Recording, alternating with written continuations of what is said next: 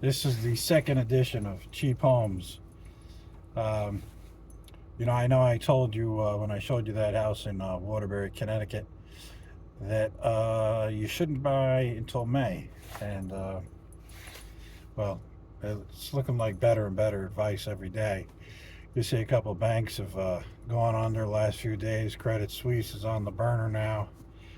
And a global financial uh, banking crisis is brewing.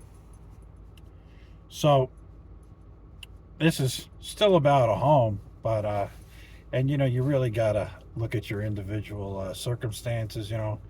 If you're paying rent, you're paying a ridiculous amount of rent. Well, you're gonna save a bunch of money, and you got the financing, and you may want you find the right house. Well, you might want to think about buying a house now. But if you're an investor, I would tell you hold off.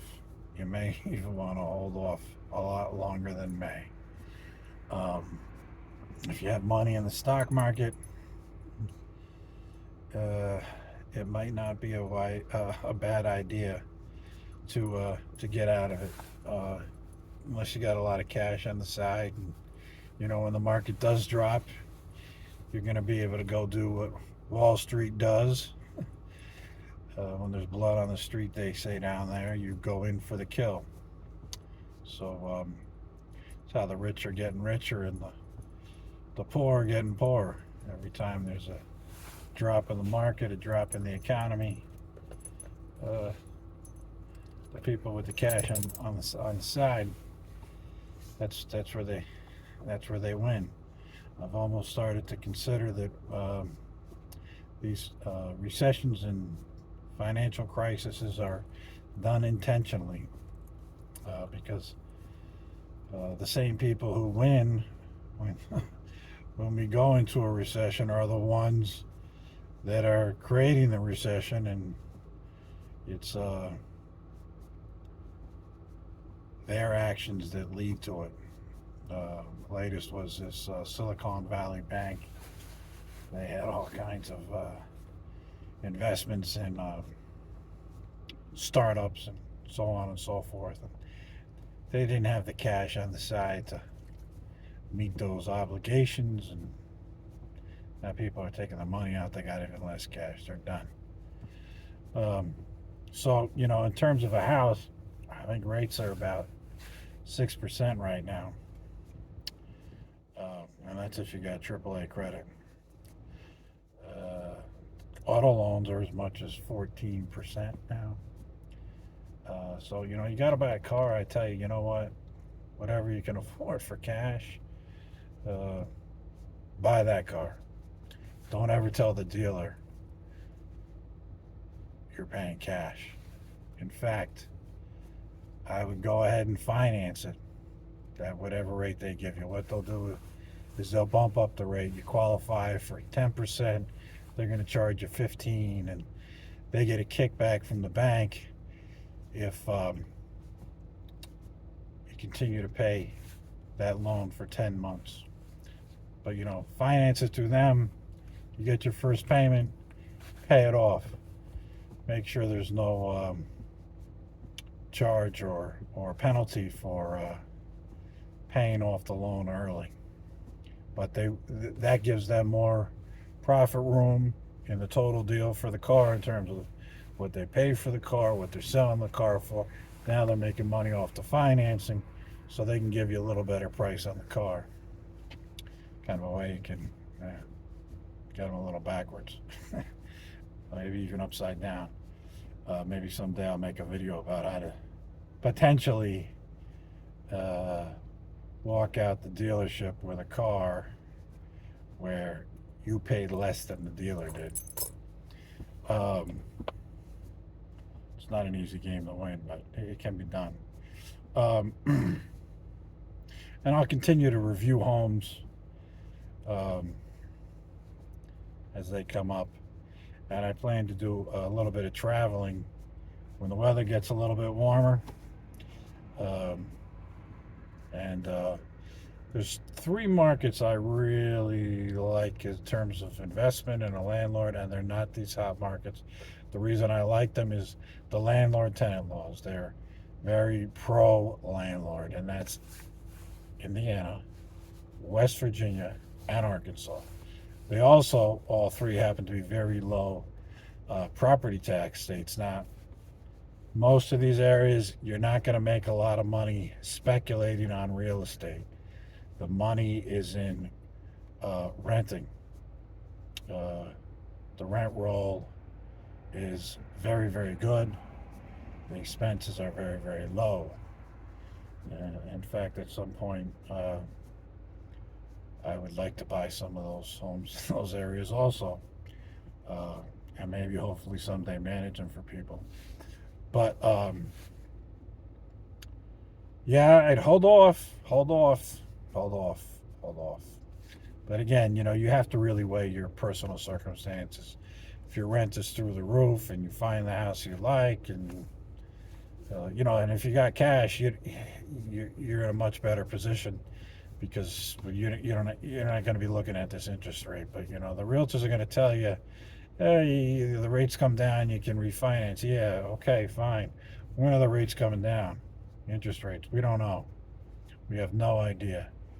I would tell you though that the prices of houses are going to come down. I think we're looking at a very serious recession. We'll have unemployment and foreclosures, and we had these moratoriums nationwide that stop foreclosures. Those are starting to roll over, and the banks are starting to catch up on their foreclosures at the same time. We're looking at another global banking crisis. If I was going to put my money somewhere today, I would put it in gold, silver. Me, I like the hard asset. If I'm gonna own gold, I don't want to own a stock that somebody's mining. Give me the hard copy, uh, and that's just my personal opinion. I see some potential in speculating in currency, specifically the Japanese yen. It's getting hurt pretty good. The dollar seemed to have increased in strength. I think it's going to actually decrease in strength, at least in comparison to the euro. Um, but where the dollar is now, I would say, if you vacation somewhere, you go somewhere, not a bad idea. Go to the bank. Again, I like the hard paper, and swap some dollars for some yen or some peso or yuan or euro. Specifically, I'll be interested in the euro. Um, but yeah, it doesn't look good. I wouldn't even want to day trade in this market because if the market's sliding downward, you're you're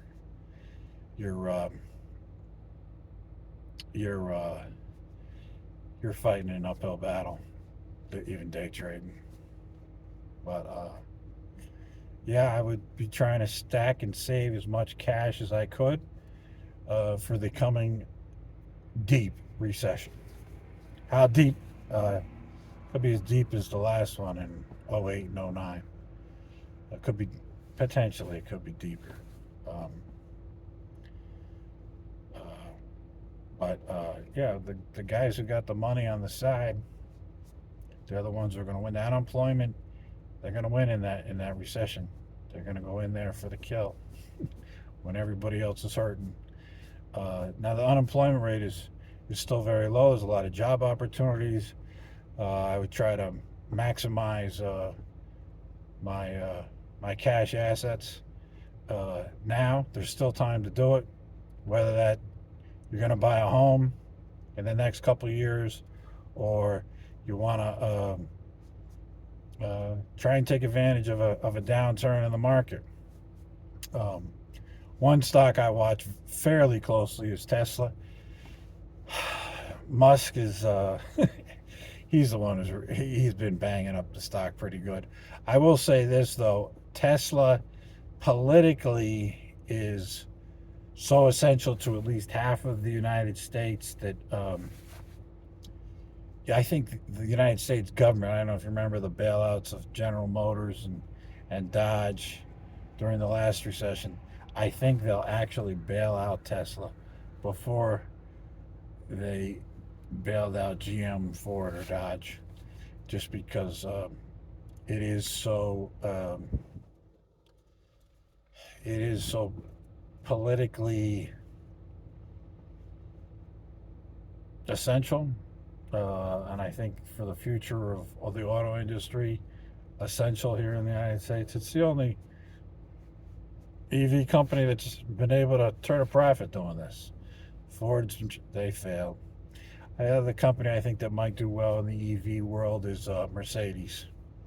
Um, I would also take a look at NIO. That NIO I think is a big risk in terms of the geopolitical risks. If we ever end up at war with China, if you look back, World War II, German companies that were traded on the stock exchange, they were just taken. They took all the shareholders' shares and their money, and that was it. So that could happen again if war were to break out with China. Now, I want to talk about the Ukraine because the only thing we can do is continue to send them arms. Let me explain how this is going to work. And Putin is going to sit back and he's playing the long game. He knows eventually the United States isn't going to want to send this stuff.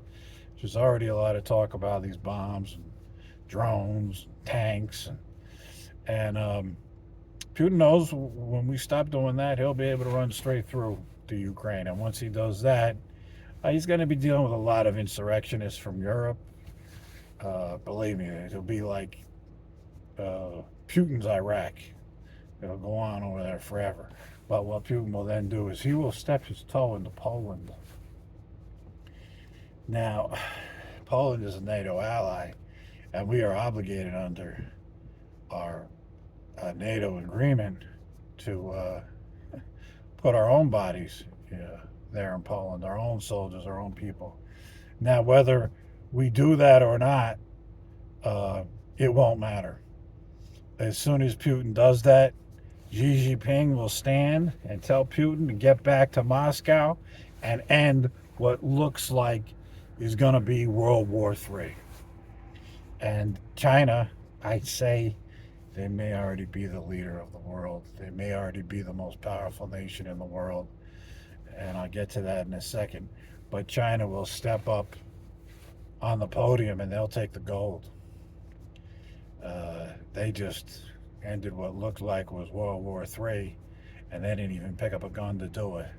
And from there, they'll be working on the Euro-Asian alliance, taking the EU and Russia into an alliance with China. And the EU's problem is Russia, and China has the ability to control Russia. Well, and they make everything that everybody does want, and from there, down goes Taiwan, and the yuan becomes a standard currency of the world, and they won't invade the United States because there will still be feelings for the United States, and Europe is not about war. They're a little different than the States. They do not like it at all. The fact that the European Union was formed not for economic purposes, but for the purpose of ending wars in Europe. What they'll do is they'll just sit back and let the United States deteriorate, and they will be strangling us with the yuan, the world's new standard currency, as we have done to other nations. I hear a lot of talk that, well, because it's a standard doesn't mean, trust me, it means plenty. You read articles that it means nothing, but look at what Congress is doing. They just formed a new committee to try to preserve It has the standard currency. The other metal I'm would be interested in investing in is copper.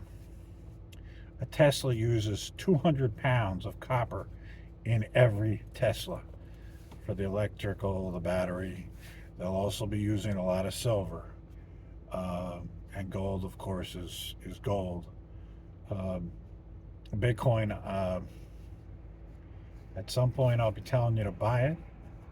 It's not now. You probably won't hear me buy it, even consider buying it till it's about 12,000, and it could go as low as 3. So I'm just giving you a little background on the economy, because if you are in search for a home, whether it's an investment or a personal home, these are things you should sort of be aware of. And again, how pertinent they are to your personal circumstances, it all depends. If you're an investor, I would tell you they're very pertinent. If you're buying a home for yourself, you know, is your home more of a home you want to just go live in, or is it more of an investment? And that, I think to some extent that would be guided by your own financial circumstances. Whether you can afford to just go out and get what you want, or you got to look at buying this house as some sort of at some level an investment. Anyway, and I'm not going to do this now. I'll probably do it later, but I'll touch a little bit on my insights into the upcoming U.S. elections, and well, some predictions about where that'll all be this summer. Anyway, I wanted to thank you. I know we didn't show you a house, we didn't show you a cheap home, but I'll be back. I'll show you more cheap homes, and coming in the spring, I'll be doing some traveling. New York is, if you're looking for a home for yourself, and you need something really cheap, we're going to be looking at stuff in New York that is really cheap. Uh, but right now there isn't much out there, and I told you wait till the spring. So, and it looks more and more like wait till the spring, or as long as you can hold out at this point. But anyway, thank you very much for listening. This is episode number 2 of Cheap Homes. Thanks. Bye bye.